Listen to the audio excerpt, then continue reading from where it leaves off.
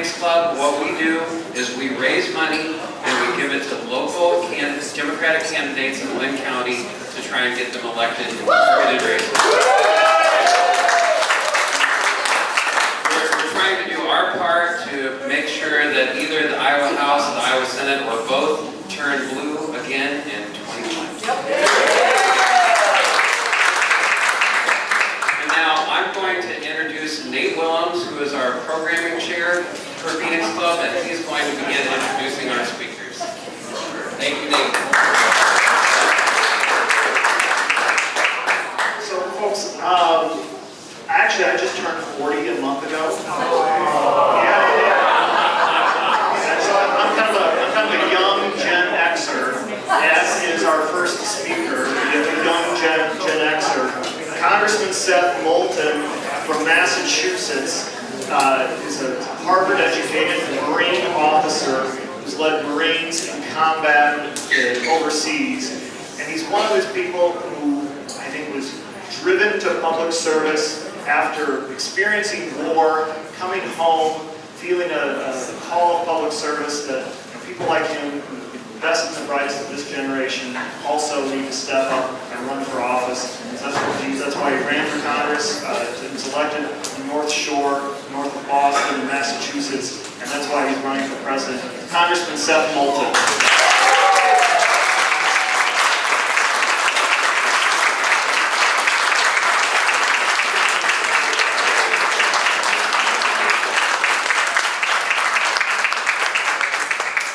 Thank you very much. It's an honor to be here, and I know there are a lot of candidates to get through, so I'll try to be very brief.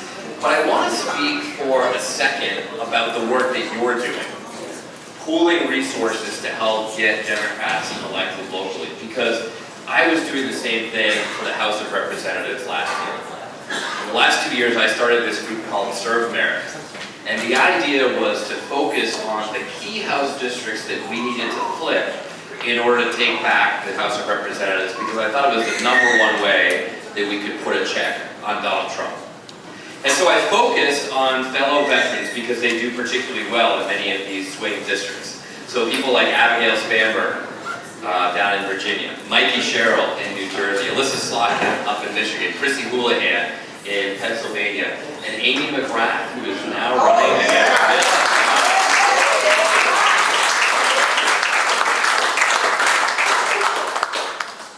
So I went and campaigned and supported and really mentored many of these people. Some of them I actually recruited to run. But the idea was to pick people who are great leaders. Not just people who meet the statistical qualifications or have this number of previous offices that they've held, but people who can inspire Americans on both sides of the aisle to get behind them because they can take this country forward. And as a result of that effort, about half of the seats that we flipped to take back the House were candidates that I supported to Serve America. And we now have a significant House majority to actually put a check on President Trump. So the point is that the work that you're doing has an analogy, has a companion organization in the group that I started. And it's been successful. So I want to encourage what you're doing. We need to make sure that we have Democrats elected, not just in the House, not just in the Senate, that comes next, but up and down the ticket. We've got to build our bench as a party.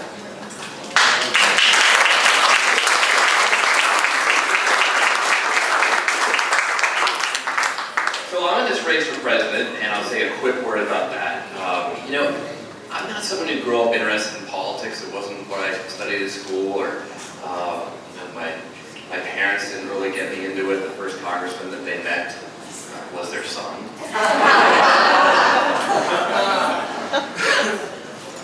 But when I was in the Iraq War, I felt like I saw the consequences of failed leadership in Washington in very personal and human terms.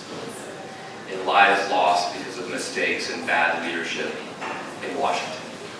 And there was a day, actually, in 2004, when a young corporal in my platoon looked up at me and said, sir, you ought to run for Congress someday so that this stuff doesn't happen again.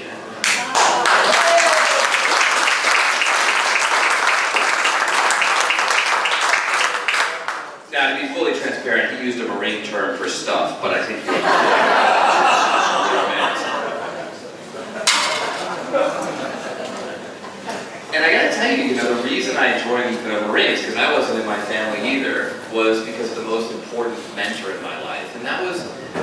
friend who was the minister at my college church. And he was someone who talked a lot about the importance of service, about how it's not enough just to believe in service or support others who serve. You just go out and find a way to give back to service. So as I was getting to graduation, I looked at different options like Peace Corps, teaching overseas, a lot of things my mother strongly preferred. But I had so much respect for these 18-year-old kids who serve in the front lines of our nation's military that's where I decided I would do my part. Now, I had no idea that September 11th would happen 3 months after graduation, or that I'd end up in the first company of Marines in Baghdad, or do a total of 4 tours in that war. But when I was there, I not only saw the consequences of failed leadership in Washington, I felt like I saw the best of America in the worst of circumstances. And my job as an infantry platoon commander was to bring together this remarkably diverse coalition of Americans, people from all over the country, including one of my best Marines from Ankeny, Iowa, and get them all united behind a common mission to serve America. I think that's what we need from our nominee for the next commander-in-chief of the United States, to build the coalition that we need of everybody in the Democratic Party, plus independent Obama Trump voters and even some disaffected Republicans. I hope Donald Trump is easy to beat, but I'm not sure he's going to be easy to beat. I think this is going to be a much tougher election than a lot of Democrats like to think. And I think you know that here in Iowa. So that's a little bit of the flavor for who I am and why I'm in this race, why I decided to serve the country by going into the Marines, even in the midst of a war I was outspoken critic of.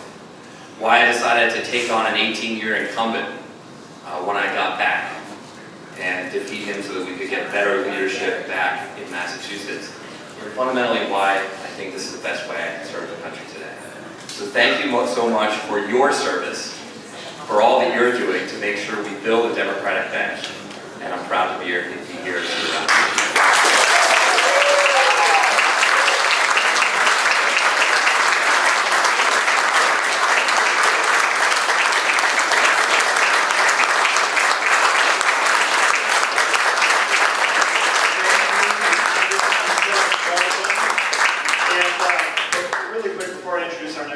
I want to thank the Progress Iowa folks for partnering with Phoenix Club and putting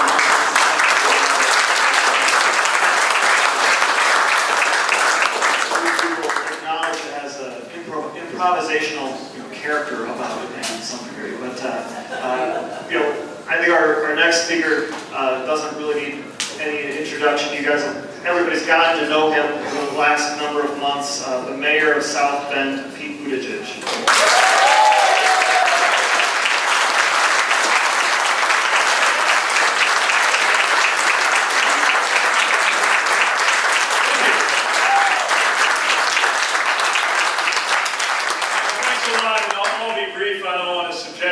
Too much of a rerun of what we were saying when we were outside, but I don't want to miss the chance to thank some of the most motivated activists in the state for the work that you're doing, because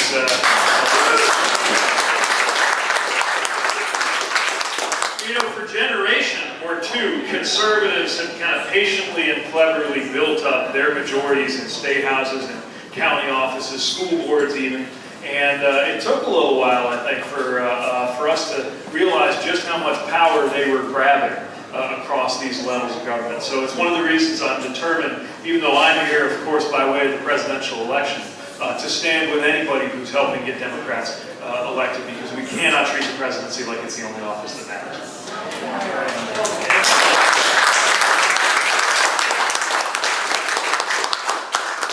I'm really excited to be in this community is that it reminds me of my home so much. A river city, a Midwestern community, a place that's seen a lot of those ups and downs that have come with the changes in our economy, in our politics, in our society. And I think the president has really tried to speak to communities like ours, wrestling with that change, with a very simple message, which is, I'm going to stop the change. I'm going to turn back the clock, and I'm going to make America great again. And it just doesn't work that way. But what we see and what I'm so inspired by when I'm in different communities here in Iowa, when I'm thinking about my own city's story, and when I travel the country, is some of these communities that have had the most ferocious challenges have figured out how to rise up and change our future. You see it right here, literally where we're standing. knowing what this community's been through, from the floods to the economic changes, and seeing stuff that is, and certainly in terms of hipness, it's the envy of a bigger city. And more importantly, is a sign of the kind of growth that we can deliver. But it starts by abandoning the idea that you can never have an honest politics that revolves around the word again. There's no again in the real world. It's about taking the future and making sure that it's true to what is best in our traditions, but also recognizing that some things are never going to go back to the old way, and that's okay. Our message to South Bend, 50 years after Studebaker closed, when some people were still talking about how if only we could get some version of that back here, was to say, hey, that's not coming back, but we are, and here's how. That's what it means to have an eye to the future. That's what I'm talking about when I say that what's at stake right now is not just how we win an election. Lord knows we got to win the election in 2020. But also how we win the era. Because I'm convinced that the choices we make right now, right in these next couple of years, are going to dictate how Republicans and Democrats are able to operate for the next 50 years. And so I think a lot about the world as it would look in 2055. That is the year, God willing, that I would reach the current age of the current president. And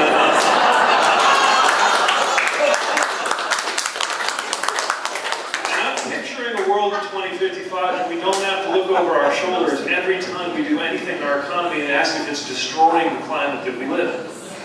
I'm picturing a world where a black driver and a white driver seeing a police officer approach feel the exact same thing, and what they feel is a sensation of safety, not what fear. I'm picturing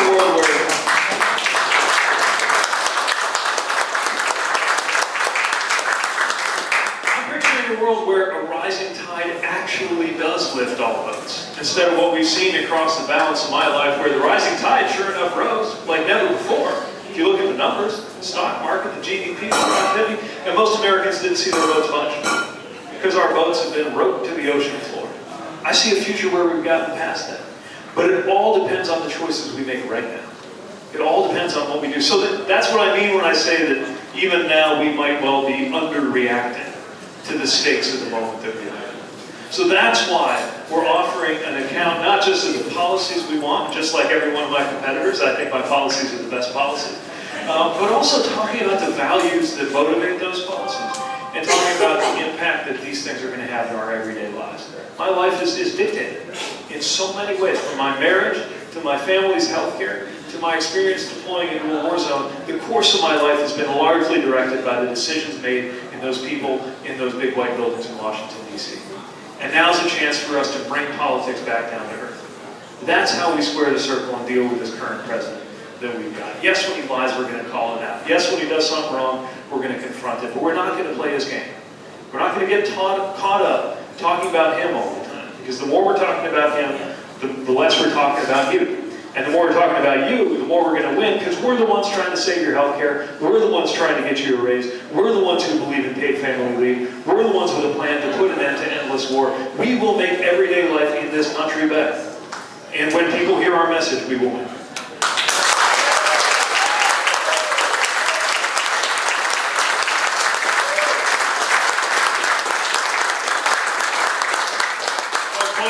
I get that I represent a very non-traditional approach to the presidency. I haven't marinated in the ways of Washington for a long time. I don't have as many silver hairs as most candidates for president do, but I think there's an opportunity here to put forward somebody who's got the on-the-ground experience that a mayor of a city of any size can bring to Washington, so that we can get Washington to start looking more like our best-run cities and towns before it goes the other way around. I'm here to say that if we can put somebody from our part of the country to break down the idea that only this president can speak to the industrial Midwest. And I am proposing that we empower a new generation of leadership with a generational alliance of everybody at every age who cares about making sure the future is better than the past. That's the idea of this campaign. That's what I'm asking you to help us do. That's what I'm looking to do.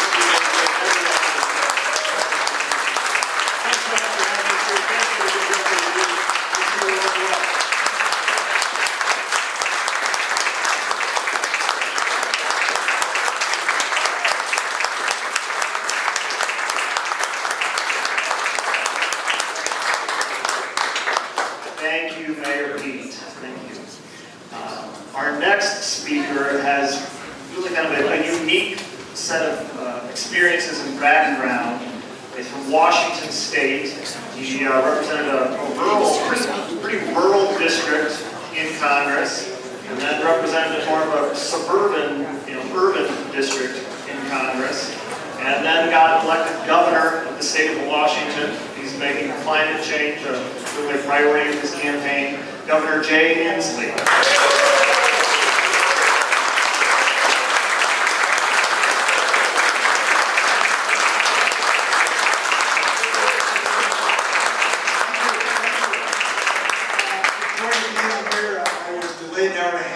Getting here to this incredible event.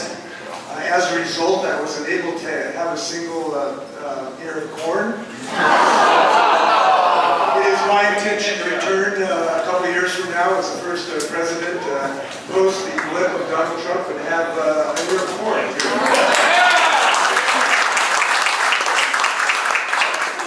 I have two, yeah, I get two, that's right. I'm going to abandon what I was going to talk about today because I see this in the Phoenix Club. I want to talk about the idea of the phoenix of rising from the ashes. We are at a dark time, obviously, because of the occupant of the White House. I'll just talk about a phoenix moment, why I believe about the ability to rise from the ashes. I was a member of the U.S. Congress in 1994, representing a very Republican agricultural small-town district in eastern Washington. I just upset a Republican. It was my first time in Congress, and a bill came up to ban assault weapons. And in an agricultural western rural town, you can realize that was somewhat controversial. And I realized that if I voted to ban assault weapons, I would lose my seat in Congress. Something that I don't know will surprise you, but I thought was something I was committed to at the time. But I thought about that and realized that voting for the assault weapon ban had the capacity to save lives. And I measured it against the loss of my congressional seat. And I went ahead and cast one of the pivotal votes to ban assault weapons. And I did lose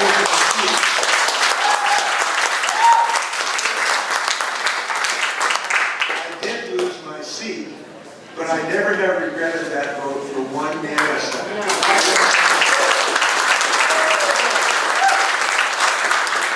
The Phoenix part of this, to skip ahead, I then returned to Congress in a different district.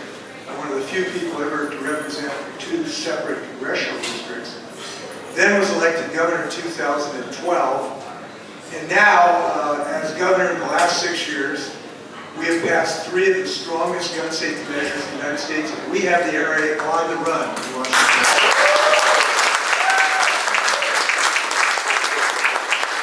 I intend to keep them on the run nationally. I'm committed to that. So there's 2 thoughts I'd like to leave with you. I know you're looking at a lot of candidates. By the way, I got to tell you, I've run in a lot of races. This is the most inspirational race I've ever been in. It really is.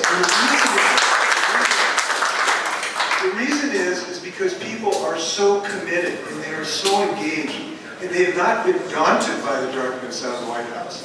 Now, I know the anger that we feel. When I heard Trump saying to progressive women in the U.S. Congress, you should go back where you came from. When he said that just made me boiling mad. And so I want to do just what I did. I was the first governor to come up against the Muslim ban, and we sued him, and we've now beat him 22 times in a row.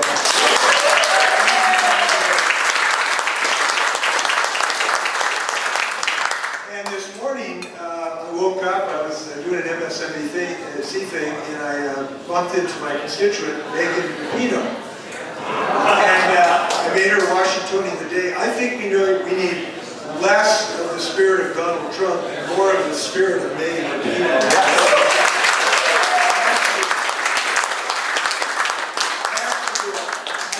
I was at Nat Roots the other day, and they said, "What's going to be your first act as president?" I said, "I'm going to nominate Megan Rapinoe as my Secretary of State." 2 things. I just want to leave you 2 thoughts about my candidacy for presidency. First, I just want to tell you why I'm running for president. And this was a hard decision. I love being governor of the state. I'm a very successful governor in a very successful state. But I've got 3 grandkids, and I made a decision. It was a very personal decision. I looked at them and I thought about their futures. on the little blue planet. And I realized that they were going to have very degraded lives and not have what Trudy and I have enjoyed, my wife, for 46 years in Washington State. They will not have clean air to breathe because the forests are burning down in Washington State. The smoke is so bad kids can't go outside in the summer. They will not have snow to ski on. They will not have salmon to fish for in the river. They will not have orchids. They will be driven extinct. They will not have water to swim in because it's becoming so acidic that it's changing the food chain in Puget Sound. And I made a fundamental decision. I decided that on my last day on Earth, I wanted to be able to look them in the eye and said, I did everything humanly possible to defeat the climate crisis. So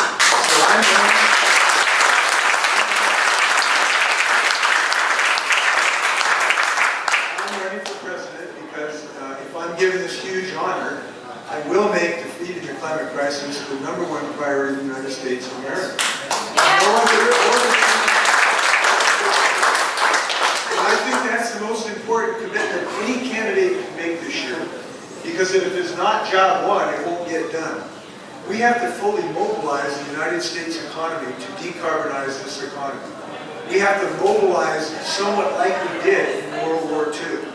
And I'm convinced we can do this. I wrote a book about this 12 years ago, about how we can mobilize the economy to defeat the climate crisis. And for those who believe a middle ground is enough, a middle ground is fatal. A middle ground is anti-science. We have to be driven by science. And science is telling us something very simple. We have to get off coal, and I am the candidate who's made a pledge to get off coal in the United States of America. This is something I believe in. We have to get off fossil fuels in our electrical grid. I've made a commitment to do this. And for those who argue we can't do this, we're not smart enough, we're not tough enough, we're not resilient enough, look what we did in 1940, we made exactly 70 Jeeps. In 1945, we made 640,000 Jeeps. We can do this. This isn't the nature of America. I've made a commitment to do it. My plan has been called the gold standard, and I appreciate that. Second thing I just want to tell you about my candidacy. We have such a great crop of candidates, huge talent. I've already identified 8 or 9 who could be good vice presidents. and they all got great ideas. But I think we have proven in Washington State a way to blow up Donald Trump. And here's why. Donald Trump believes the secret to economic growth is trickle-down economics. We believe the secret of economic growth is progressive policies. And we now have adopted these progressive policies in my state. The highest minimum wage in America, the best paid family leave, the biggest pay increase for hard-working educators in America just last year. The first public option so we can get moved towards universal coverage. The first long-term care plan, the best gender pay equity bill in the United States. I've pardoned thousands of people with marijuana convictions so people aren't troubled by the racial disparities. And the reality of this is we've proven that progressive policies means economic growth.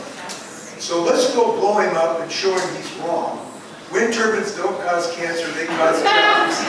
Progressive politics don't hurt your economy, they build your economy. The Democratic Party is the party of economic growth. His weakest link is on environmental issues. He proved that last week by being a fool of himself, saying he's an environmentalist. Early to bed, early to rise, work like hell and organize. Let's go to your president. Thank you.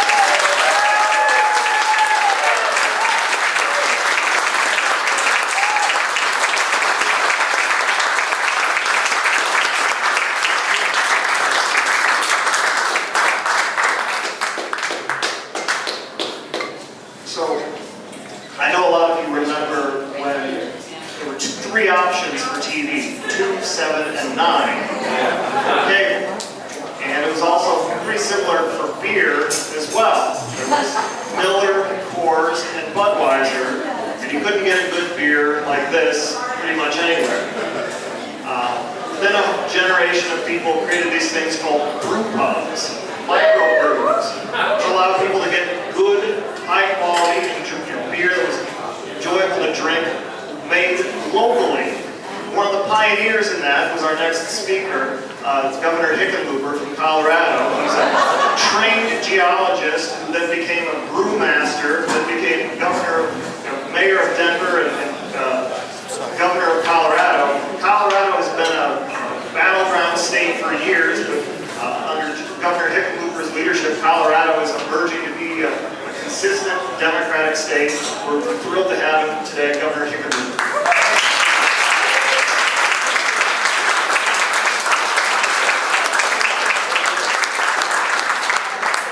Thank you so much. I'm going to take this. Hey. Do you know what I thought would be useful, and you guys have been talked at all day or various times, maybe I don't spend my 5 minutes giving a speech. And I tell you, I got into politics because my mother taught us that we had to be useful. My mother grew up in the Depression. She never bought a dress. She sewed everything. She was widowed twice before she turned 40.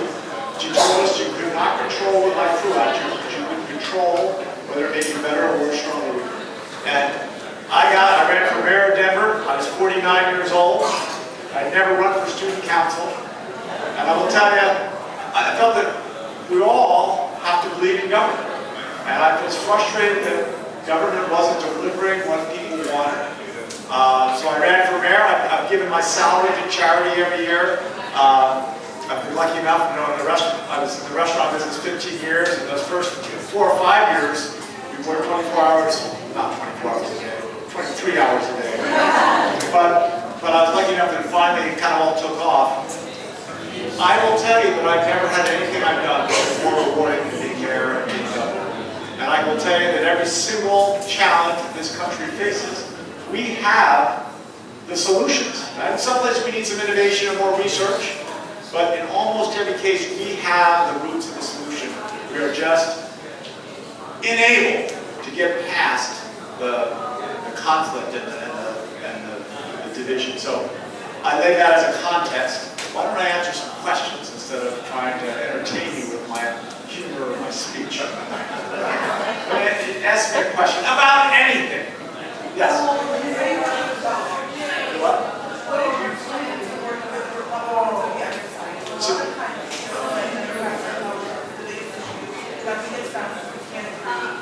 So how do I work with Republicans?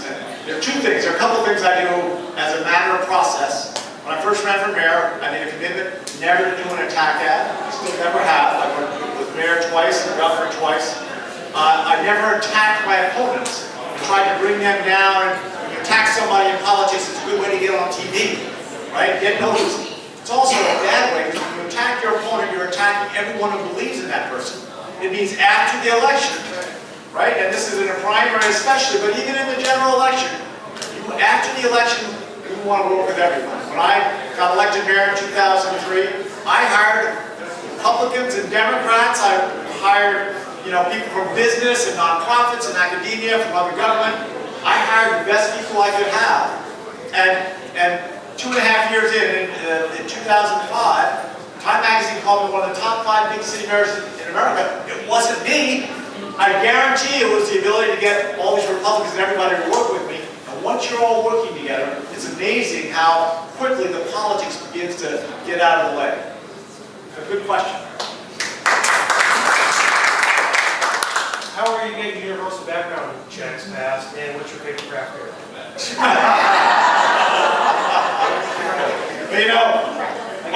My great-grandfather was famous for he was the eldest of 16 children. And his mother would always they'd tease him and tease her and say, what's your favorite child? And he'd say, I would never choose my favorite child. But let me tell you an adorable thing that this one child did. There's a brewery called Big River, not too far, I'll get ways from here, but not too far. And they have a rag rye, what's it called? It's called Tailwind, a golden ale. It's delicious. I'm not saying it's my favorite. And what was the first question? You got a lot of background checks. So universal background checks was the battle of all battles. We had the shooting in Aurora. We could not get the NRA to collaborate. And in the end, sometimes, and I built my reputation on getting people to collaborate almost in every situation. We got the oil and gas industry to work with the environmental community. Those people hate each other. But I could not get the NRA to collaborate. And in the end, we just muscled it through. We had a one-vote majority in the state Senate. I ended up, I made the mistake of coming home and complaining to my 10-year-old son, Teddy, who, was right in the middle of just all that. There were pickup trucks, like 50 pickup trucks driving around the state capitol honking all day. And my son, Teddy, looked at me and said, Dad, you're complaining to me? What do you do all day working so hard? Make decisions? I said, well, Teddy's not that easy. He goes, Dad, get the facts, make a decision, check, next. I said, Teddy's not that easy. He goes, Daddy, get the facts, make a decision, check, next. He goes, every day I've got to go to school, learn something completely new I didn't know existed the day before. If I don't get it perfect, my next day is misery because everything's based on the day before. After 5 minutes, I said, you're right. 5th grade is harder than being going. But then we went in and we got the real back. We were like most states, using the federal law to get to 50% of the gun purchases. We did background checks on roughly half. And I finally got, it took me 3 weeks later, because Teddy said, get the facts, make a decision. We didn't have the local facts. And I think every state, if you go get the local facts, it makes it very hard for the Republicans to turn their back. In Colorado, 5.5 million people, so not quite twice the size of Iowa. In 2012, getting to 50% of the gun purchases, there were 38 people convicted of homicide who tried to buy a gun, and we stopped them. 133 people convicted of sexual assault who tried to buy a gun. In all, there were 3,000 people convicted of violent crimes. And they tried to buy a gun, and they stopped us. And we stopped them. There were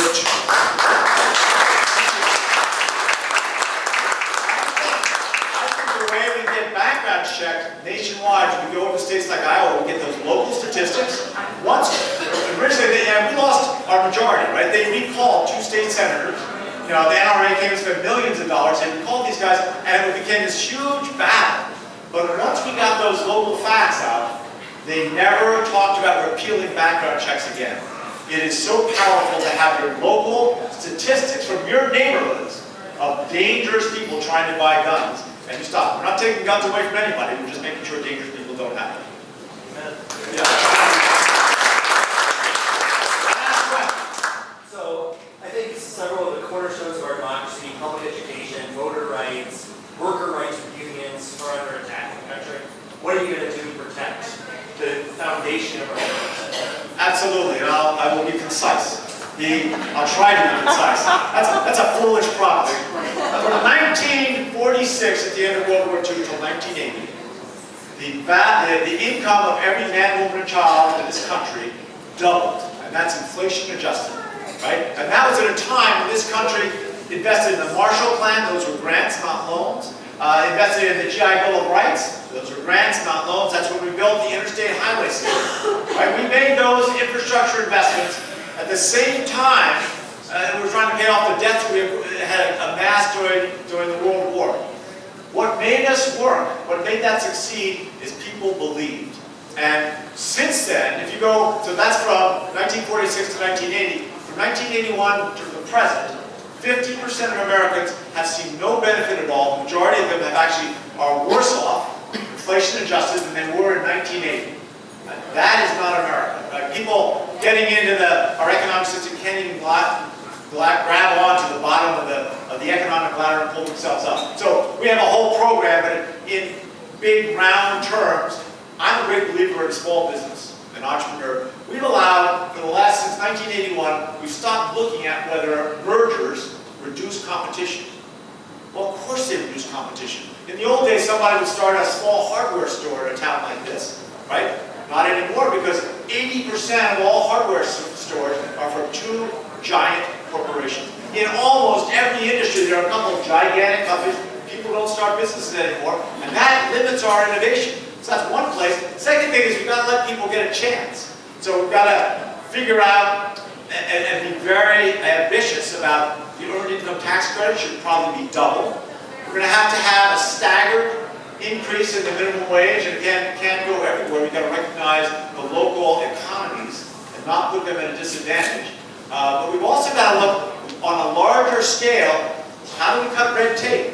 And I'm the biggest believer in regulations done properly, but you don't want, this burdensome red tape and over-regulation that really makes it so that entrepreneurs don't want to start a business. I had a friend who was looking at starting a commercial painting business, and you should see right now how much paperwork you have to fill out just to get rid of an empty paint can.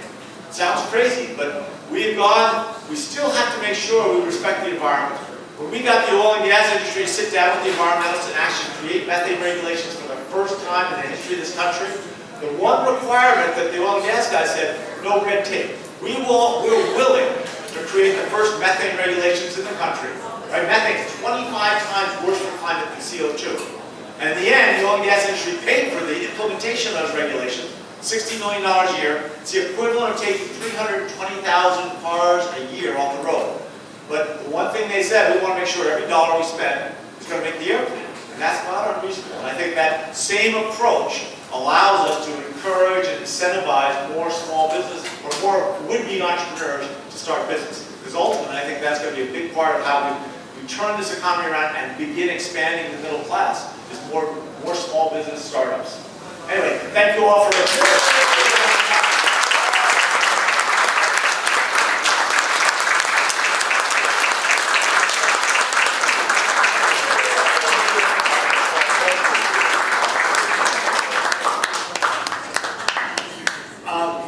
Folks, many of you, especially anybody who's on the Phoenix Club membership, would have received our mailing, item listing the candidates who committed to come to this event today. But yesterday we did get an additional RSVP that we were thrilled to get our next speaker, author Marianne Williamson.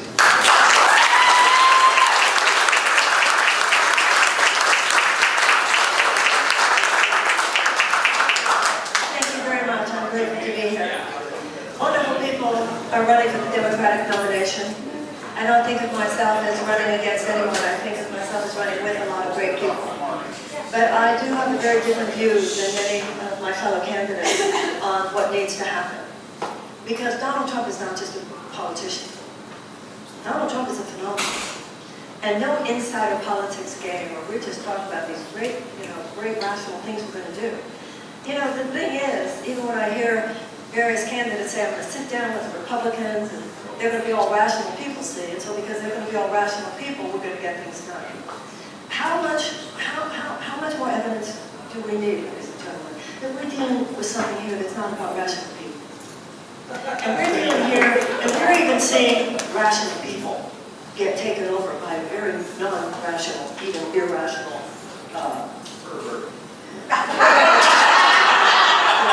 I'm reminded sometimes of that scene in Sound of Music, where one of the daughter's boyfriends comes in on his bicycle and he too has a brown shirt on. And the whole family says, you too? It's really, if we're going to have this campaign acting as unsophisticated as we all are about what we're really dealing with here, I fear for us.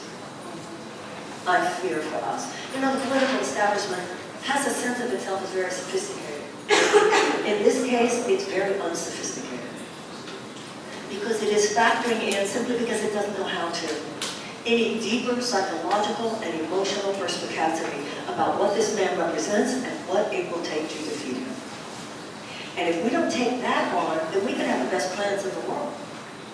I mean, a lot of the plans that Democrats have, I'm a left, we can even get that aside right now. I am a left-wing Democrat.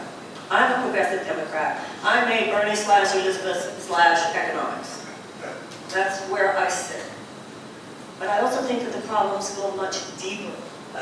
And I'm interested in having with you a far deeper conversation about what's really going on in this country that the Democratic Party isn't having because it doesn't know what to do with it. But I do know what to do with it. And I believe that when you hear me and you think about it, you'll at least consider the possibility that this is why I'm the one who can win. Donald Trump will not be defeated by an inside politics political strategy. He will eat that alive. Something far more dangerous is going on here. The only way we can defeat Donald Trump is by a phenomenon on our side. Now, I'm not saying I'm a phenomenon. It's not about one person who's a phenomenon. But but it is about an uprising among the people that is phenomenal.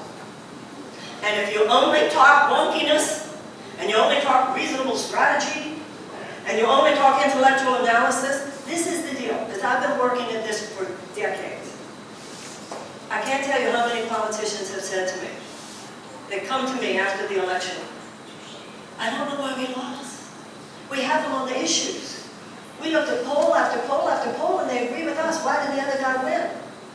And I've said for years, the part of the brain that rationally analyzes an issue is not the same part of the brain as that which decides who to vote for. So just appealing to people's reasons is not doing it. And the Democratic Party has stopped appealing to the soul of people. Oh, I know, they've all figured out it works good in focus groups. And they've heard me talk enough that they said, ooh, maybe we'll use the word love every once in a while. Maybe we'll use the word soul every once in a while. Maybe we'll use some of that language. No, it's much bigger than language. It's actually policy that revs up with that. The Democratic Party, no more than the Republican Party, has dealt with the fact that millions of American children go to school in this country every single day in schools that don't even have adequate school supplies with which to teach a child to read. I see a woman right now nodding her head. Why? Because they're not able to. There are children who live in what's called America's domestic war zones, where psychologists tell us that the PTSD of a returning veteran from Afghanistan and Iraq is no more severe than the PTSD of these children. This is a humanitarian emergency. These children at our border, this is a screaming emergency. These millions of American children already here is what's called a silent emergency. We should be rescuing these children no differently than if they were the victims of a natural disaster. Why aren't the Democrats talking about that? I'll tell you why. Because they're not old enough to vote, so there's no constituency here. And you expect people to believe in us? Because they're not old enough to work, so there's no financial leverage. So how can they compete with all the clout of all the corporate donors that are coming in? And you expect people to believe in us? We have a political establishment that has simply normalized the despair of these children. We have a national security agenda that's based more on short-term profit maximization for defense contractors than it is on any serious effort to wage peace. You know, when I was a child, politicians used the phrase, peace and prosperity. And one day I remember asking myself, I wonder why they don't use that phrase anymore. So my first thought was, oh, it must be because it's kind of a cliche. And then I realized that's not why they don't use it anymore. It's because that's not even the goal anymore. Not even a goal. Because if your goal is prosperity, you don't have an economic system that just sucks from the future and the present. If you want prosperity, I'll tell you how to have prosperity 10 years from now. You take better care of your 10-year-olds today. What company is successful that doesn't create new products? Our economic system could care less about new products, except the ones that it picks out because it can further its own elitist agenda in the years to come. Americans better wake up, and if Democrats don't wake up, people are going to stay home, and we're going to have the same debacle we had last time. If the Democratic Party does not become a conduit for the real conversation about what is going on in this country, we're going to have trouble. Because Donald Trump was not elected just because of the people who were so rah-rah about Donald Trump. Donald Trump was also elected because of all the people who stayed home and all the people who voted for Jill Stein. And if he's elected again, it will be the same issue. It won't be because somebody's so excited about him, but because too many people don't see that much difference. Now, you and I both see, we all by definition see a huge difference.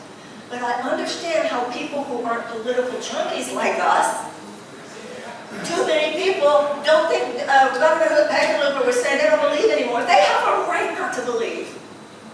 The people who voted for Donald Trump, and also this was true of the people who supported Bernie, their basic instinctive feeling that the system is rigged against them were right. Now, I don't think it's that Hillary Clinton didn't care. I think in her heart she did, but she didn't name that rage. Now, I'm not someone who thinks we're going to win by naming the rage, but we only will win if we speak to the deeper conversation that has to be had here. Can we all grow up and act as adults in politics as we act in every other area of our lives? You think that the day after a Democratic win, that the fossil fuel companies aren't going to be in there right away? You think that if we win, that the big pharmaceutical companies and the health insurance companies, they're going to be in there like, you think we're going to be okay because we're going to just sit down and have rational conversations with Republicans? We would not act that foolish or childish or immature in our thinking in any area of our life except in politics, because that's what the establishment, it's like step for politics. We need to be as adults in this area as we are in every other area of our lives. These people, there's something very dangerous going on here. And our parents, my parents' generation that stood up to the Nazis, they were willing to admit this is something very serious here. This is not something you can just have a rational conversation about. The only thing that can override what this man represents is a massive awakening of excitement among the American people. And you can't inspire excitement when you're not really having the real conversation and everybody knows it. We need to talk about the fact that we have millions of American children who are simply having their despair normalized. We need to talk about the fact that we're the only advanced country that bases our educational system on property taxes. We fund our educational system on property taxes. So if you live in a well-to-do neighborhood in America, your child has a very good chance of a decent public education system of which we can be proud. You don't? Well, good luck to you. Good luck to you. We've got more prisons we can build. And does anybody in this room not know that? This is not an issue of the American people need to wake up. The American people know this. We need to say, now we're going to own what we know, and the Democratic Party should be a conduit for what we know. But the Democratic Party can't do it any more than the Republican Party if we're still really iffy about whether or not corporate profits or the health and well-being of the American people should come first. And that is also true in terms of our national security agenda. What are we doing for the sake of a $350 billion arms sale to Saudi Arabia? We are going along with a genocide war. This is genocide. Our grandparents would be rolling over in their graves. It is a genocidal war that is starving to death tens of thousands of Yemenis, including many children. Their starving bodies are on our internet. Now, it was a bipartisan effort. It was a bipartisan effort, thank God. They did try to get the president to stop this. He overrode the veto, and then we just shut up about it.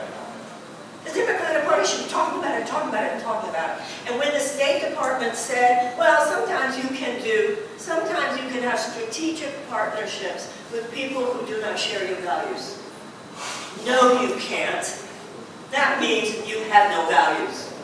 Our grandparents would be rolling over in their graves. We aren't even trying anymore. Now, when I was growing up, it's not like America got everything right, domestically or internationally, but we were kind of known for trying. And we were known for people getting upset if we weren't doing it.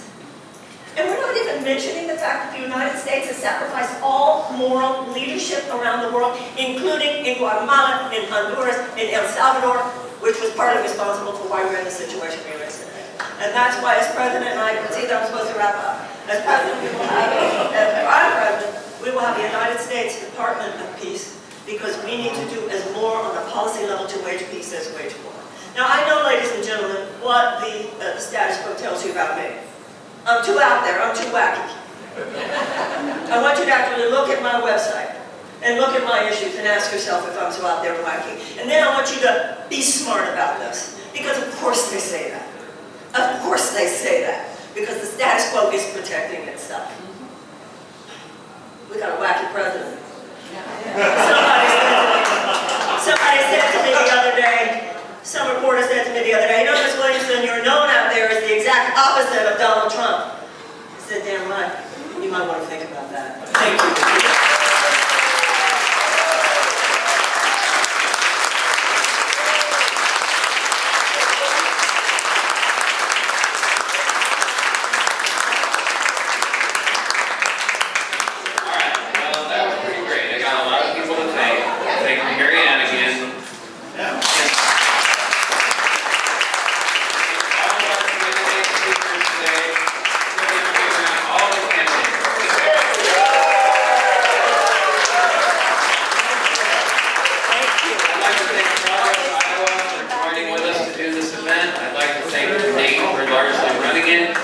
I'd like to thank all of you very much for coming on this hot day and putting up with our craziness today. So thank you. Enjoy the rest of your day. Mix and mingle. Eat some food.